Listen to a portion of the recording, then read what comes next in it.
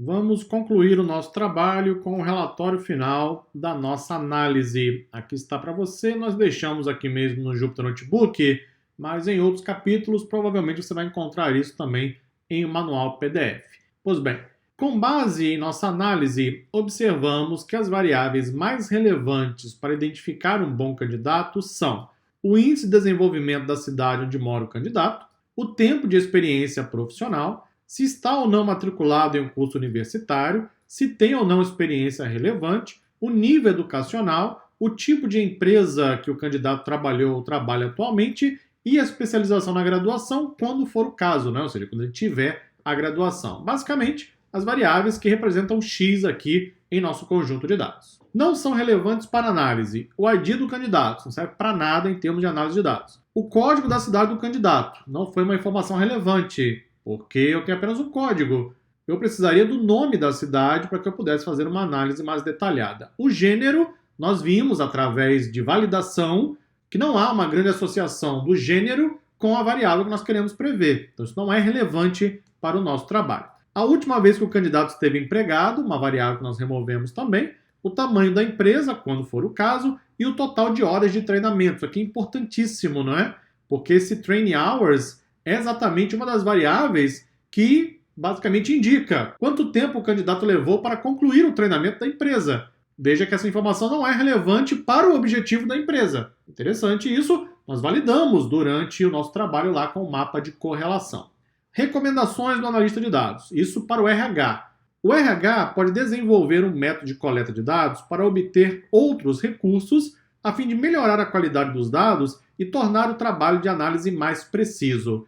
Eu, particularmente, eu sempre incluo essa recomendação nos meus projetos, porque os dados nunca estão 100% prontos, os dados nunca são 100% válidos, sempre tem um problema aqui ou ali. Então, é importante que o RH e qualquer outra área de negócio mantenha um processo constante de validação dos dados, de qualidade dos dados, de coleta de dados cada vez mais precisos e assim por diante. Um bom exemplo é a variável cidade, que veio com um código. Se eu tivesse o nome da cidade, provavelmente conseguiria, quem sabe até fazer um mapa regional mostrando os melhores candidatos por região.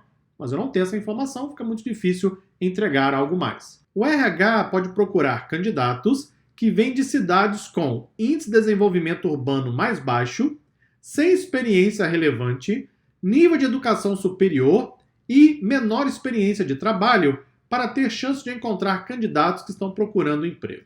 Eu já sei o que está na sua cabeça. Da onde você tirou isso, meu querido instrutor? É bem simples. Lembra do mapa de correlação?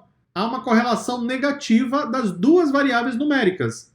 Se a correlação é negativa, então eu preciso ter o CDI mais baixo e também experiência relevante mais baixo, para que então eu possa ter um bom candidato. É só o contrário, porque a correlação é negativa. Vimos isso no mapa de correlação.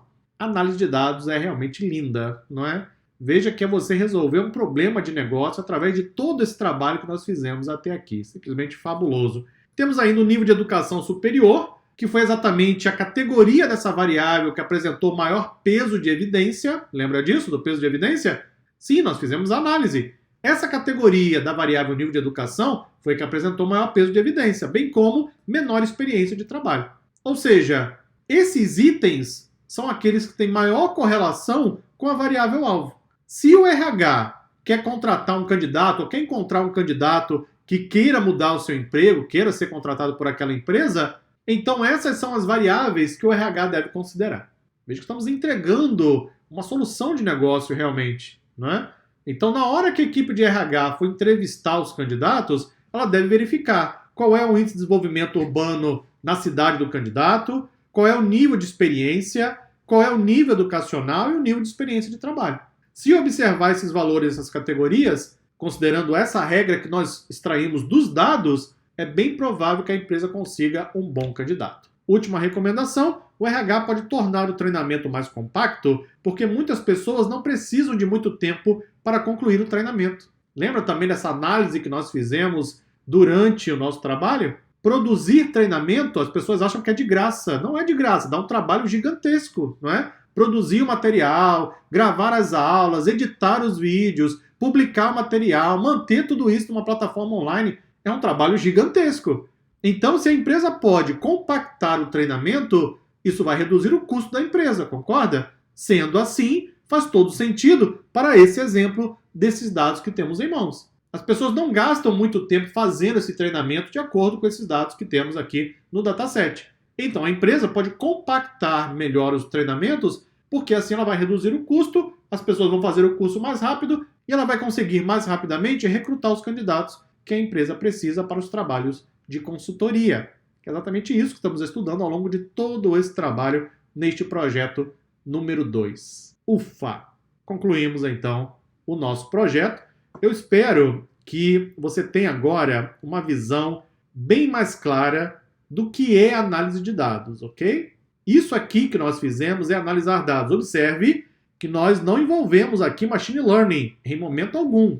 Eu ainda poderia continuar esse trabalho preparando os dados, criando modelos preditivos, fazendo previsões, eventualmente fazendo deploy desse modelo em uma aplicação web, mas isso é estudado, claro, em outros cursos aqui na DSA. Nosso objetivo aqui é olhar para os dados e extrair informação. Foi isso que nós fizemos aplicando uma série de técnicas. Nós vamos repetir esse processo em cada projeto, com problemas diferentes, dados diferentes e técnicas diferentes. Você vai encontrar todos os arquivos aí na sequência. Acesse também o material de bibliografia, referência e links úteis e então encontre comigo no próximo capítulo. Muito obrigado e até lá!